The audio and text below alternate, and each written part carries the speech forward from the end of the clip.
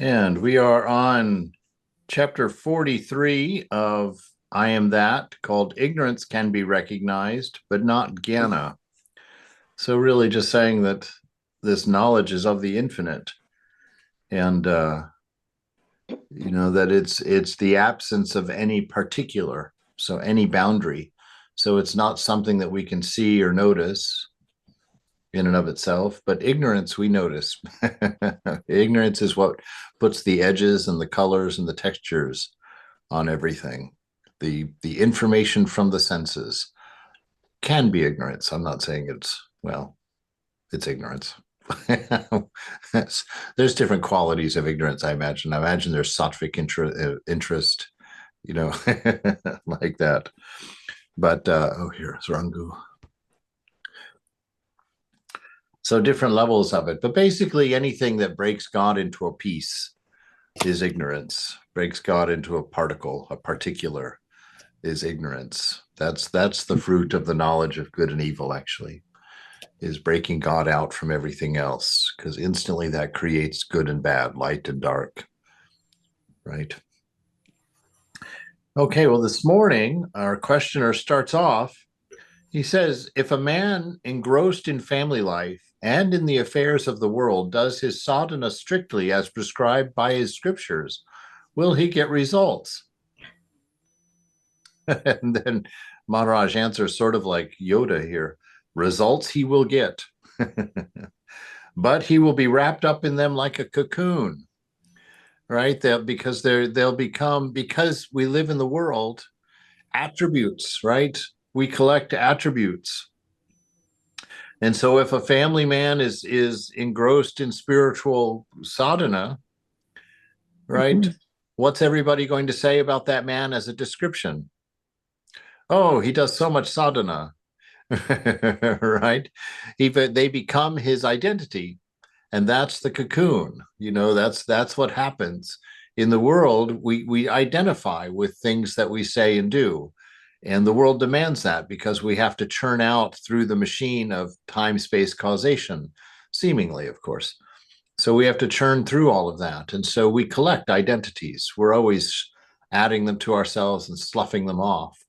And so that's what he would be talking about, because in the world, that's what the influence is all day on your person. It's like everybody constantly naming you, constantly pinning you, constantly defining you, describing you, approaching you from what their expectations of you are. And just without really any effort on our parts, we just start taking those on. If somebody calls you the office Muppet, and then does it 2 or 3 days in a row, and then it kind of goes around a little bit, and you get the title Office Muppet, which never happened to me, mind you, but then you take that on as an identity, right? I'm the Office Muppet, and this is how Maya works. It just kind of, these little identities sort of drift in, get snagged, get stuck, and then we either feed them and they stay, or we don't pay much attention to them and they drift off somewhere else. So results he will get, but he'll be wrapped up in them like a cocoon. The question, this is why realization is a result with no cause, an effect with no cause, right? Because if it had a cause, then then it still happens, even though it doesn't have a cause. We begin to identify with our levels of understanding and our levels of approaching our realization. And we start measuring, and it becomes an accomplishment of ego, because ego will see itself as a doer. Because if realization had a cause, it would require a doer. And if you're the doer, you're in bondage, whether you're working for a realization or not. It's still something outside of yourself that you're grasping for. Right? So the questioner says, well, so many saints say that when you are ripe and ready, you will realize. Their words may be true, but they are of little use. There must be a way out, independent of ripening, which needs time, of sadhana, which needs effort. Yes. I'm glad to hear that laughter. That's exactly right. But this is this is our typical mindset. There must be a way out independent of ripening, something that doesn't need any time and something that doesn't need any sadhana. We're looking for the McDonald's of spiritual life here, you know. So Maharaj says, don't call it a way. It is more a kind of skill. Ooh, there's a clue right there. Don't call it a way. It is more a kind of skill, right? A way would mean that there's a path, that there's a beginning and an end, a story, right? So it really can't be that. It's more of a skill. Why? Because you're sitting stationary in the moment, handling, as it were, what comes, right? Accepting what comes, discerning through what comes, and learning from what comes, without moving, without getting caught in the swirl of it all. So don't call it a way. It is more a kind of skill. It's not even that. Stay open and quiet, right? Stay open and quiet. That just means stay aware. Open means don't connect to any particular. Don't get interested in any particular thing. Keep a broad view of awareness, right, over the whole. Don't get pulled into anything. Right? Stay open and quiet. That is all. Right? So open means turn everything into an ear. Right? Become very aware of your being, become aware of your being aware. So you stay on this end of the stick, right? Of the selfie stick. don't put your attention on the camera end. Put your attention on the handheld end of your selfie stick for life. Stay open and quiet. Quiet, don't add to the noise. Don't have opinions. Don't have ideas. Don't have calculations around what is going through the head. Just let the thoughts arise and let them fall. What you seek is so near you that there is no place for a way.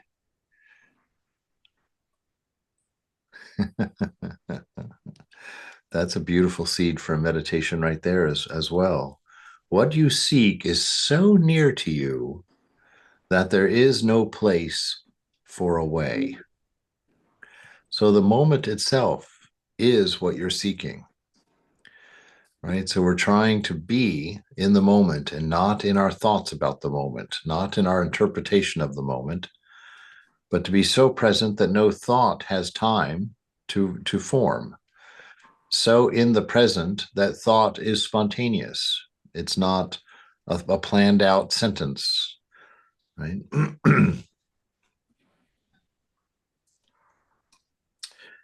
Questioner, well, there are so many ignorant people in the world and so few gyanis. What may be the cause of it, right? Maharaj, don't concern yourself with others. Take care of yourself. That should be a billboard in every Vedanta center in the world. Don't be concerned about others in the sense, of like, well, how come so many people, and how come if this, then how come so many, and why do some? And I saw and I heard, we just get involved in other people's spiritual lives. There's only one that you have an effect on in this world, only one, and that is yourself. And if you become the change you want to see, the world will reflect that. Your world will change accordingly. You are your world. So do not concern yourself with others, and don't make your spiritual arguments based on others. And don't spend your your time making up spiritual scenarios to wonder what it happens and what it means and what the truth is in it. Mother has given you your scenario in this moment as you are. Work with it. Don't sit there and draw up imagined stories. When somebody starts the question, I always just shut it down because it's ridiculous to play the game. Well, suppose somebody does their sadhana every day, and suppose that their last thought was about their dog, Mimi. Do they lose all that benefit and become a dog in their next life? Right? Questions like that where they set up a whole thing. There's no value in that. There's just none.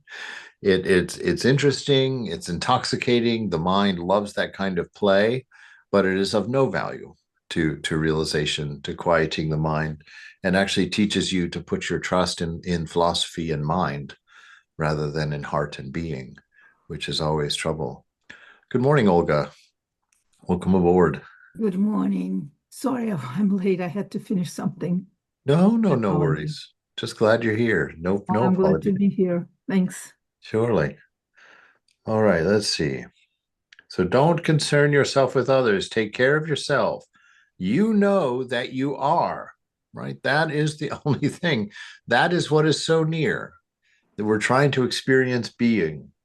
Don't burden yourself with names, descriptions, anything that goes that requires sentences. Don't worry yourself with that. Just be. Any name, any shape you give yourself obscures your real nature, right? Any thought that you attach to, any thought that you think is real, obscures your vision of the present, obscures your experience of the present, right? You can wake up in the morning. I find it such a difference in the morning with what the first things that go through your head that define your day, right? It's always good. I've become very aware of a negativity, a habit of negativity that I'm discovering.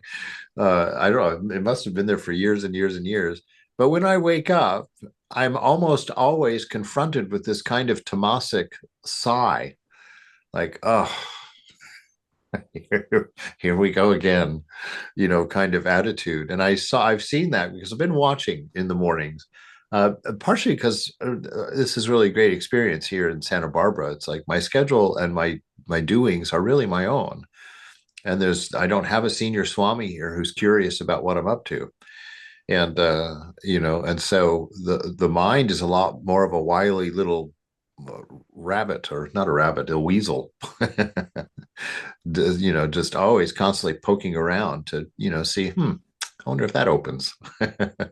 Wonder what's in there, right? And so I've watched this morning, this morning mood gets established as soon as you start collecting thoughts the moment you wake up.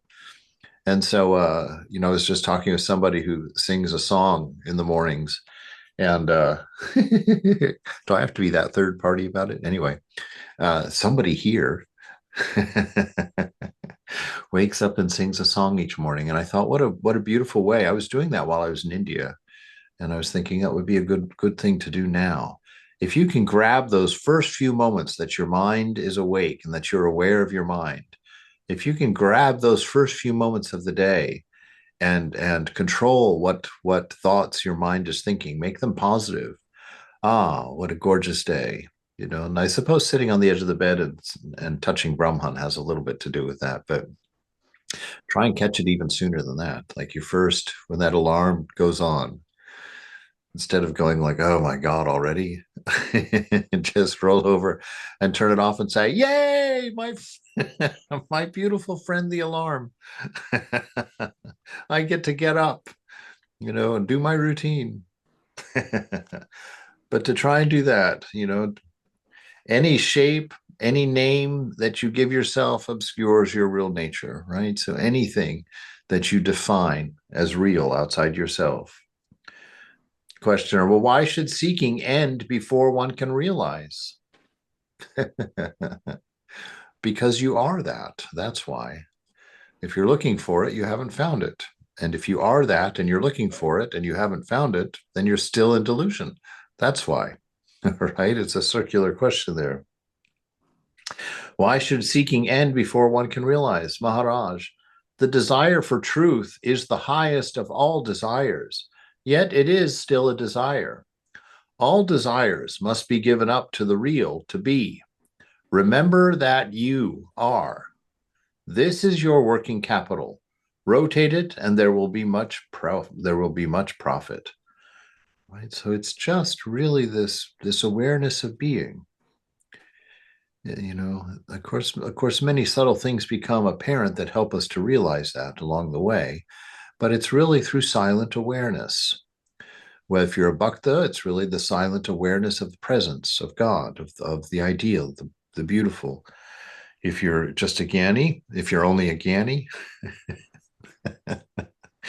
then it's the reality of the ultimate reality. It's sharing in the nature of isness, of being in it. So this desire for truth, right? Just what, and that's really, when I asked myself at one point in my spiritual life, why am I doing all this? what is what is it that I actually want out of this religious experience? And the bottom line is, I just want to know what's up. That's I don't really care about the particulars. I'm just kind of wanting to know, look, this is a very crazy experience. This is very rich. This is very deep. This is very intriguing.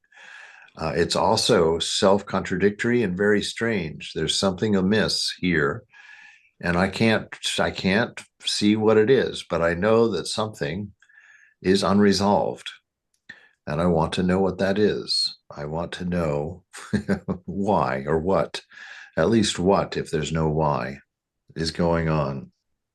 So this desire is it's at the center of our being. This you know curiosity, as it were. This desire for truth is the highest of our desires, but it's still a desire, right? It still can cause you delusion because it will be what drives you into your senses quite often, and doership, right? Desire always drives you into doership. Remember that you are, and that's something you can do always. In the quiet of riding the bus, that was always a great time for me to sit and kind of just remove myself from the world. So you can always just bring yourself when you're standing in line at the grocery store, instead of reading the covers of all the star magazines, you know, look up at the ceiling and look at the light and think of love for a moment, or just feel the stillness and the steadiness of that light on you. And that's the presence of God, his reminder. Light is his reminder of his love, enveloping Um, you always, you know. So um, thinking, yes. Is there a question? Hello, quick, Anko. quick question. Uh-huh. Uh, well, we know that you're very devotional. I know that we all want to be devotional, and that must be the focus. But you're doing I'm that. Why are we? Why did you say that? If you're just a Gyani, why do you seem to be devaluing Gyani, the path of Jnana? I did it for fun because it's usually the other way Okay. around. Usually it's the other way around, just the bhaktas. There are all those emotional bhaktas. And so Gyanis sometimes have this idea of Jnana is the hard and real way. Yeah, you go play with your bhakti. And so I was just flipping the table in a goofy way for a moment. No insult required. What now? Thank I you, can't think Swan. of that word. Sure. Thanks for holding me to a good level, though. I appreciate it. No, no, no. Yes. Thank you. So any desire that we have, it's our search for happiness itself that keeps us from being happy, as Suzuki says. Could I ask a question here? Yes, please. Um, how do you mentioned like doership comes with the desire? How does doing or doership look without the desire? Well, doership, okay. This is a tough one to talk about because the truth seems very straightforward, but it's one of the highest realizations. So just saying it there's not much value in making it a goal. It's something that's going to happen through careful discernment on our part. But the highest truth is that we are not the doer, that there is no doer. When you, like in the dream, everybody in the dream, all the characters in the dream are all acting, they're all doing their things, but they're not self-actuated, right? They're in the dream of the dreamer. So the dream of the dreamer belongs to the dreamer, and he's the one that's moving all of the characters in that dream, right? When you dream at night. And so in this waking dream, it's the same, apparently, or not apparently to us. It's not obvious yet to us. But that's part of what we learn through discernment. The secret lies in when Vivekananda says that all of us work only under compulsion, we move only under compulsion. There's always some sense of lack that causes us to move. And since the moment is perfect, it has to be a delusional sense of lack, right? And the one I always use is pizza. You know, you can be walking down the street enjoying the moment is perfect, and then you smell pizza, and then the moment's not perfect anymore because you have to get pizza. So you see how your samskaras, your experiences, your memory is being called up by a sensory impetus, right? The smell of pizza. The desire forms. You look at the moment with the desire. There's no pizza in the moment, so how can the moment be perfect? And then you need your future to make a plan to manifest a desire to fix the moment and make it perfect, right? And so that's doership, getting caught in that circle. And we think, oh, well, I went and got a piece of pizza. No, you didn't. You were led by the smell. The hook was the smell of pizza. The hook was in your nose, and all the rest was just leading you, following that carrot, that pizza, to its fulfillment. And so all doing is like that. If you are in the self, there's nothing necessary. No desire arises from self. All desire arises in the body or in the mind. In conjunction with memory, they create desire, right? So all of that comes from either body or mind, and none of it comes from self. The self is content. The self is happy, is blissful. How does the sage act then? What's the The sage, motivation, right? yes, the sage acts through inspiration, inspired by the nature of his being, Satchitananda. Yeah. So he doesn't act reaching out to grab. He acts in response to being full of a love, full of a wisdom, and full in being. So he's at the highest level. He's inspired by nature, and also is not the doer, because he knows himself not to be the doer, and he doesn't. His thoughts are a tool to him. They're only used when necessary. So when he's sitting there in quiet, he's actually sitting there with a stillness we can't even hardly imagine, the stillness within. Why? Because he's soaking in syrup, as it were, the bliss of being, the bliss of isness, which becomes apparent when we're not distracted by anything. But it only takes a single hair of a desire to distract us from that bliss inside.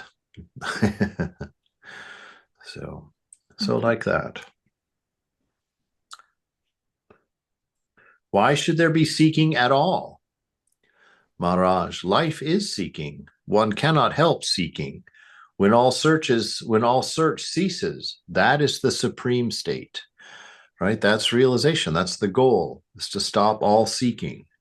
Stop going outside of yourself for your contentment, for your happiness, for your fulfillment, right? Understand that which you seek is within you and is of your very own nature. You are not the story that tells you need something. So life is seeking. So that's the whole point. To manifest, there has to be an impurity of me and mind, just a drop of me and mind in the ocean of mind. And that causes a whole universe to form. And so life is that imbalance. Life is that seeking, that return to a calm state of no me and mine, a returning to the calm ocean. Well, why does the supreme state come and go? Oh, Maharaj says, no, it neither comes nor goes. The supreme state is.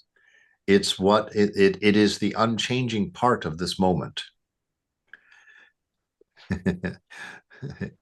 This is an idea that's really starting to grow in my head and become quite odd. We've got three things that are the moment, This moment is God, right? It is the divinity.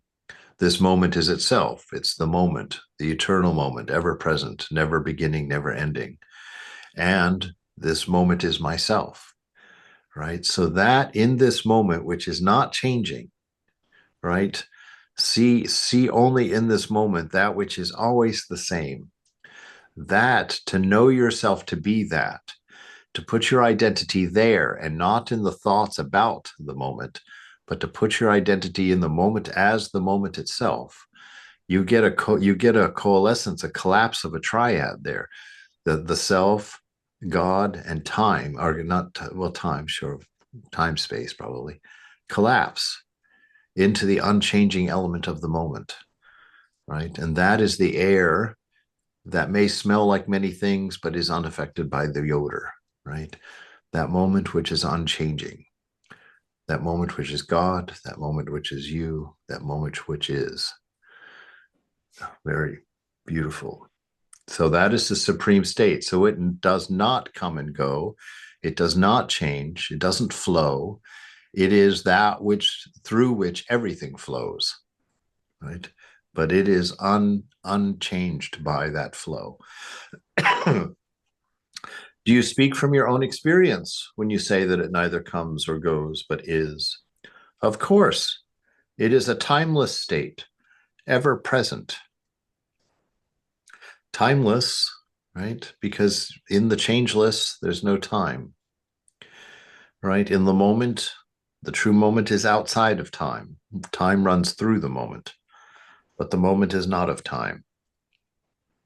It's a timeless state, ever present, just as you've been. That I, the I of I, that has been you all of your life. Remember having a thought, when you're young, when you were young. Mine is that story about wanting to hit puberty. I was sitting in the back of the car. I just learned about it in school, and I was all excited that my body was going to hit this thing called puberty, and I was going to become a man, and I was all excited about that. And I remember sitting in the back of the car, looking out at the cornfield as we were driving by, and just thinking about that. And I remember it so distinctly because it's probably one of those moments in life where, as a child, you see your separation from body, right? And just the experience of knowing that your body's going to go through this big change and that now you're going to be a man. There was just a sense as a child that somehow the body was going to affect me, but I wasn't the body. I was going to become a man through the body, but I wasn't. I was still going to be the boy sitting there watching the body in whatever condition it was in, right? That unchanging me was very evident at that moment to me. And so it's funny these days that that's one experience. The other experience was sitting next to my grandmother and looking at her hands and seeing all the purpley veins and all the age spots and how loose the skin was and how you could see all the bones in her knuckles. Right. I was sitting there looking at that, and my hand was laying on the seat right next to hers. And at the time, I think I was 6, maybe 7. And I remember just looking at my hand and looking at her hand and just seeing the difference and knowing that one day my hand would look like my grandma's hand. And all my life, it's not like I do it regularly, but there are many points in my life where I'll be looking at my hand and I'll remember and I'll measure. And I'll tell you, my hand's coming pretty close to grandma's these days, And so this is how we find that unchanging, look at things like that and remember, I remember feeling what that felt. And I remember watching that thought and seeing my hand and seeing my grandmother. And I look at that and I know that that which was seeing all of that is the same one that's sitting here in this chair today, seeing all of that. And that self is the unchanging part of me, that part of me that is real. And see how I talk about even shows my delusion, that part of me. It's not a part. It has no boundary. It is me, right? That absolute unchanging. So all we're really wanting to do is stop living as the thought of ourself, a thought with attributes amongst attributes, a thought amongst thoughts, right? To stop seeing ourselves as being in here and part of all of the thinking apparatus, and to realize that we're here watching the thinking apparatus. We are not part of the thinking apparatus. That's all that has to be done. We just have to gather ourselves into that unchanging aspect of the moment and identify with that. Say, that is me, rather than all of the changing things that we're identified with, right? Right now, I'm identified with being 60. That's going to last 6 more months. And then I'm going to identify with being 61. Right? So see how these changing things grab our identity, make us think a certain way, make us look at the world a certain way, and then we act a certain way, and that becomes who we are, becomes our story. And that is where we're stuck.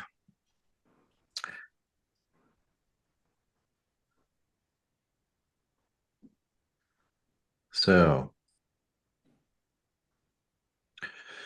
Maharaj is talking about saying his own experiences of this timeless state that does not change and is ever present. And the questioner says, well, with me, it comes and goes. Right. Okay, you see, this is a good lesson. With me, it comes and goes. With you, it does not. Why this difference? All right. Why this difference? You see, the struggle in this is in his questioning. I think it's as I've been going through this book, I've been finding out that there's just as much to learn by reading the questioner to see what the questioner and why he's asking these things. You see, they're talking about the one most important thing. And he says, with me, it comes and goes, and with you, it doesn't. Why this difference? So he's treating it as a real thing. Like, why this difference? It's not difference. It's not that his way is one way and your way is another way. His experience is that way and your experience this way. That's not the thing. And trying to bring those together is never going to happen. You need to let go of your thing, not to raise it up and explain it and make it part of the conversation. In the light of the guru, you sit there and just in silence remake your world according to that truth. That's what we're trying to do. We're not trying to compare. Oh, my state of ignorance. How does that compare with what you're seeing? That's not the point, because that conversation can't happen because he has no perspective from that enlightened place. There isn't a point of particularity so that he can describe his world versus our world, because that's trying to step into ignorance and describe the situation. Doesn't work. When we learn something from the guru, we don't then compare it to all of the relative things in our mind and say, oh, but I experienced this and I think that. Nonsense. Let go of all you think and put this truth in the center of your mind, and then redraw the way you think from that assumed truth. Right? Don't try and change this stuff around to find out what the differences are and whatnot, because that's so complex, and it really is a pursuit of infinity to try and take that method. So when the guru says thou art that, you see, that's the difference. He didn't sit there and ruminate about, oh, thou art that. Who's thou? And oh, it's that. And how am I not there? And why am I not there? He just took that and assumed its truth, accepted it. That was faith. He accepted it as true. And everything else had to be rearranged around that.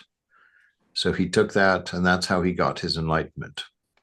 He says, I believed it. You believe you had something else to do. I just took it and believed it. And so see, when the teacher comes to you and says something like this, don't objectify it. Place yourself as an object other from it and walk around it and study it in that way. You can't get there that way. Drop what you're thinking. Assume the truth of what's been said, and then open to all the new observations that come from that understanding. Right? See things differently. With me, it comes and goes. With you, it does not. Why this difference?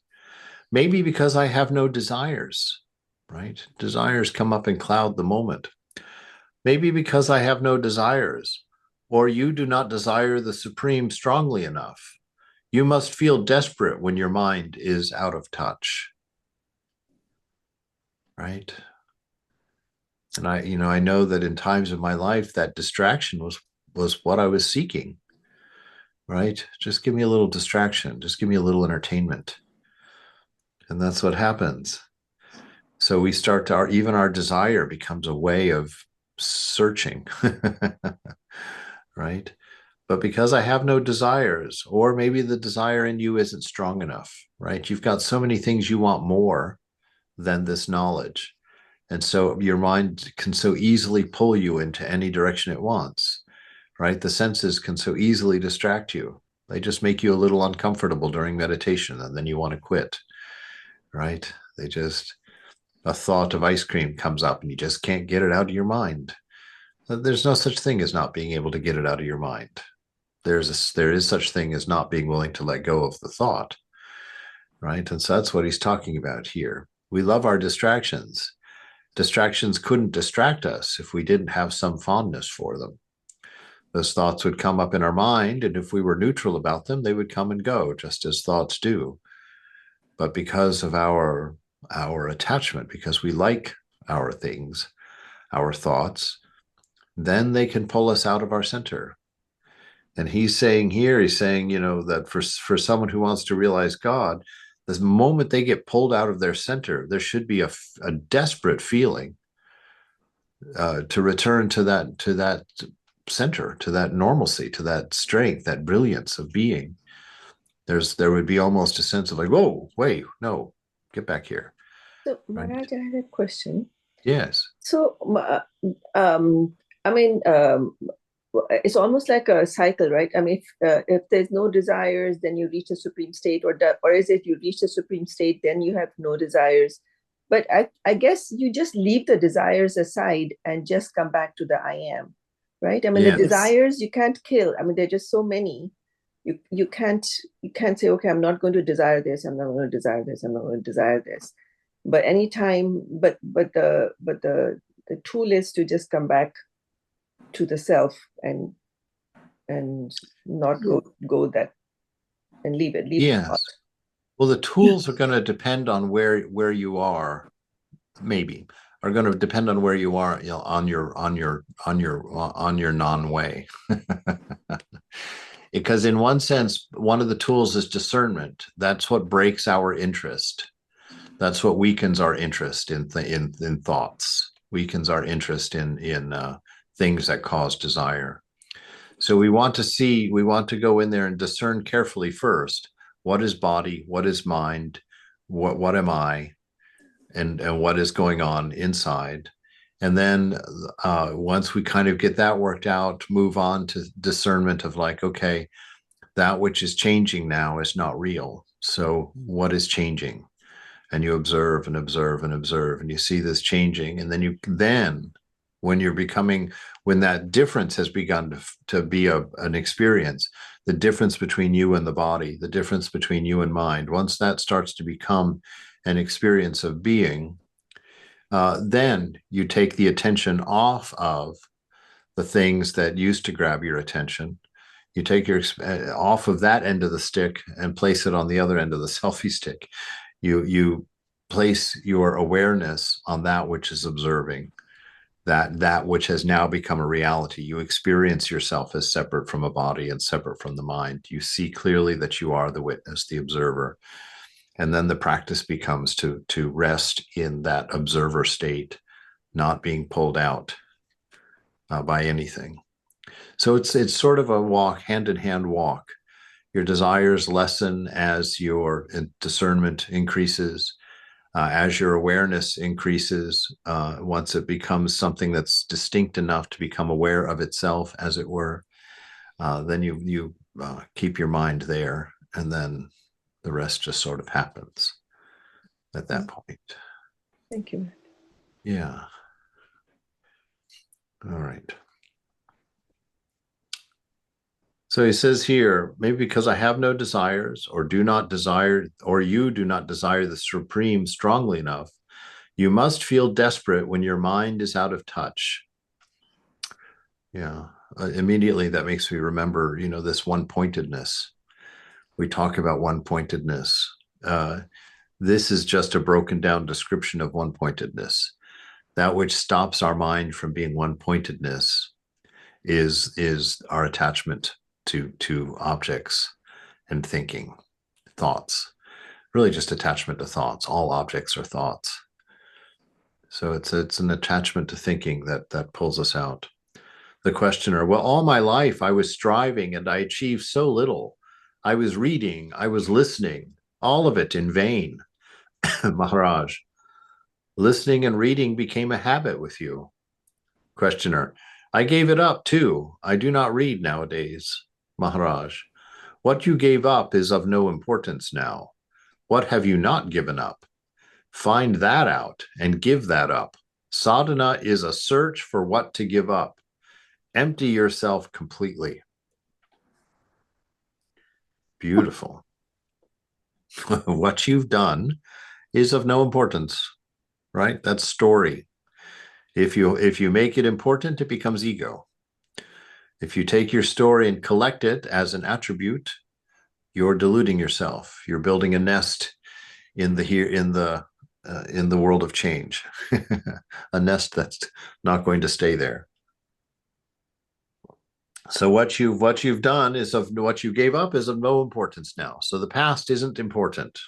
Very important lesson right there. Right? What have you not given up? What is your current moment? What is your current relationship with now? This very moment, not thinking anything, not putting it in words, not forming thoughts around it. Just be for a moment and observe your state. Are you anxious? Is there something that you're planning on that you can't wait till this class is over so you can go do it? You know, are you eager for something? Are you looking forward to something? You know, or is there just bliss? You're just happy to be, right? Look closely at your relationship with the moment and discern, because that is where the guru is. That awareness is the guru. Right? When you see, gosh, this moment, the sages say that if I experience this moment as it is, that it's ecstatic. What keeps this moment from being ecstatic to me? What Raj, keeps me? question, Please. but it depends on the circumstances. I have to go at 12 to the dining room. So I have Alexa set up, to remind me. So that's a distraction. Well, and not necessarily. What would be distracting in it? I'm trying to listen to you, but at the back of my mind, I know I have 20 more minutes. I have to get going on the wheelchair to the dining hall. Right. You have to get going in the wheelchair in 20 minutes to the dining hall, but you don't have to do that until Alexa tells you to. Yeah. So why worry about it until Alexa tells you to do it? Thank you, Moraji. That settles it. Yeah. Yeah. So we just keep our mind centered on what is. This is that handy little working formula, working mantra.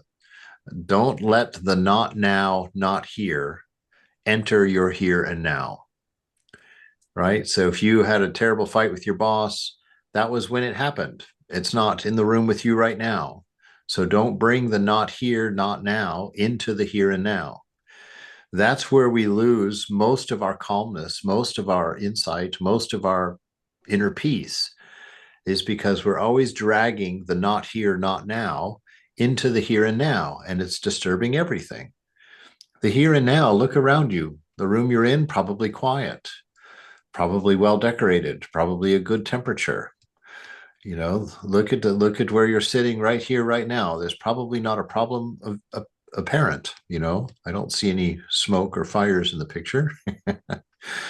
So it's a very nice and peaceful place that you're in right now. What is making it not peaceful and not nice? It's the not here, not now. So always be present and take the world as it comes to you, one moment, one seeming moment at a time. Right? We break it into pieces by egoism, but it's one isness. But just to start experiencing that way. Start experiencing it that way. Just be here and see what the moment holds.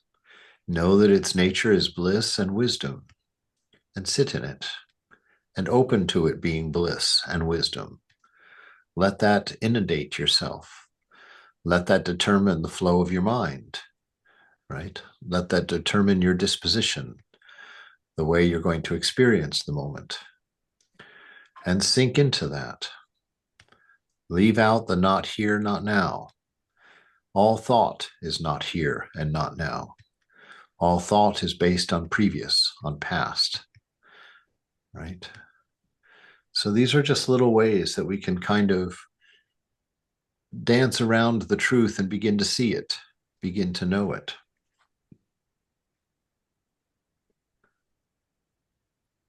So, I heard a gasp of realization there. Oops, you just muted yourself, Rangu. It's not a gasp of realization, it's a gasp of confusion, Swami. Oh, confusion. Complete confusion. I don't know what to do with this. It's like this sentence is what you gave up is of no importance now. And that paragraph is so fascinating and I don't know what to do with it. And yeah. But you know, And there's that fascination itself is so fancy. yes. So that's the whole thing. You don't have to, there's nothing to be done with it because it doesn't exist. That's why it's not important. What has been done does not exist.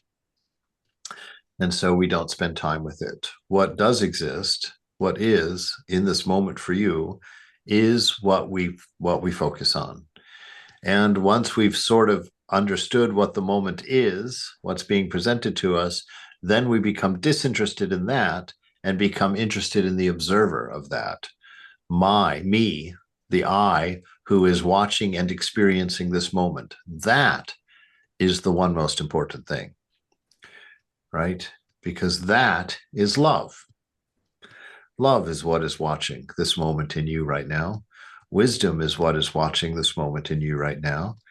And we know from all the teachers that the one most important thing in this world is love. Thou art that. And so watch this moment from the perspective of love. Observe this moment from the perspective of love and let that expand into a similarity of divine love, a love with no condition. It doesn't matter what the moment has. It doesn't matter the circumstance the moment presents. I am love either way. And that is the unchanging aspect of me. Love. It's always present, always ready to be expressed, always causing any movement that I have, right? Is that a very simple way to go from this jnana to devotion? It's certainly it's a key. It's why devotion works, right? Yeah. And jnana is the realization of that same thing of Satchitananda. It is the realization of Satchitananda, right? So it is a commonality. The only difference, anyway. Could you comment on like, okay, so we usually don't like aversion, right?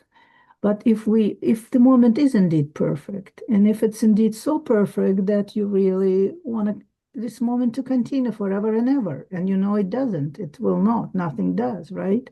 No, the moment will continue forever and ever. Oh, right, but the contents perfection, of the moment will change. the contents, right. So how do you deal with, say, attachment to the perfect moment that you just described? Okay, you don't want actually, the moment is so perfect, you don't want anything else, any other content within this moment. So that generates an attachment, right? Well, that generates an attachment because you're looking at the moment through the experience of body-mind. So body and mind are what are aware of circumstance and condition, right? The body is what's aware of temperature and whether it's hot or cold or wet or dry or windy or calm. The body is all about that. The mind is about whether happiness and sadness and stories and anxieties and all of the different things of the moment. These are all contents of moment. They are not the perfect moment. The perfect moment is behind all of those things, and it's only recognized by the self. So when we detach from body and detach from mind, we're left in self, and only for the self is the moment always perfect, because the self dwells in, as it were, the unchanging aspect of the moment, that Satchitananda, that steady isness of pure love and pure being in pure wisdom. Pure meaning not particularized. It doesn't end where your boundaries of ego end. It's continuous. And so when we learn to experience the moment, to be in the moment, of course, all this language is illegal, but as long as we can be in the moment as the unchanging, right? And that's what sadhana is. It's identifying that which is unchanging, because that is the only thing that's real. And then identifying fully with that unchanging reality, that silence, that pregnant silence of pure potential, which is the moment. Does that make it any clearer at all? Yes, it's a very good breakup. I mean, yeah. Okay. Thank you. All right. Very good. I myself get tangled up in the descriptions. I'm like, where are we? All right. So what you gave up is of no importance now. What have you not given up? Find that out and give it up. Sadhana is a search for what to give up. Empty yourself completely, right? Empty yourself completely. If you need to know what the purse is, empty it. Then you've got the purse, right? Questioner, well, how can a fool desire wisdom? One needs to know the object of desire to desire it. When the Supreme is not known, how can it be desired? Man naturally ripens and becomes ready for realization. Right? Don't freak out. Don't get tense and nervous about this. This is happening. This cannot be escaped. So that you can use that information that this cannot be escaped, or that the cobra has bitten you, as Ramakrishna liked to say, because that will help you to relax into the truth rather than trying to attain the truth, rather than trying to grab and understand the truth, to objectify it somehow. We relax into it. Chill out. That relaxing into it will help to calm your mind. That calming of your mind will help you reach one-pointedness. That one-pointedness will teach you who you are. That silence that you attain interiorly as you open up to everything that is and spend your awareness, on just the amazement of what it is, this mystery, right? It all starts to move in the same direction. Once you get that sail hoisted, the winds of grace take you where you need to go. You really don't need to do much except stay here in the shrine of the heart, aware, if you're a bhakta, aware of God, aware of the presence always. If you're a jnani, aware of your own awareness always. Just stay there. Don't get caught in any story. Don't fill your moment with things that are not of the moment. Right? And go forward. What is this ripening factor? Self-remembrance. Awareness of I am ripens him powerfully and speedily.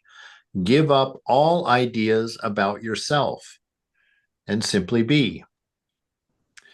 Right? That's the same as giving up the past, give up the future, move into the moment. That's the same as saying, don't be attached to anything, give up your desires and be silent, right? Which is the same as saying, follow your breath, stay present in the moment, be, watch and name, but don't be interested in what happens in the mind. So all of these things. But the bottom line, I think the most beautiful thing is knowing this is enough. It will have its effect, right? We've poured truth through the soul this morning. Really, all we have to do is steep now. We will become the perfect tea in time. So don't be excited into doership. That's self-emulating, actually.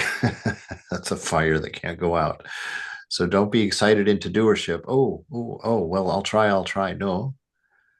Take a look at the moment you're in right now. See it as bliss. See it as wisdom. See the presence of love and divinity everywhere. And go through it. Move forward as you're inspired in that. If you're not inspired to move, don't move. And don't then start searching what you're inspired for. Let it be as it is. Karma itself will move you through it.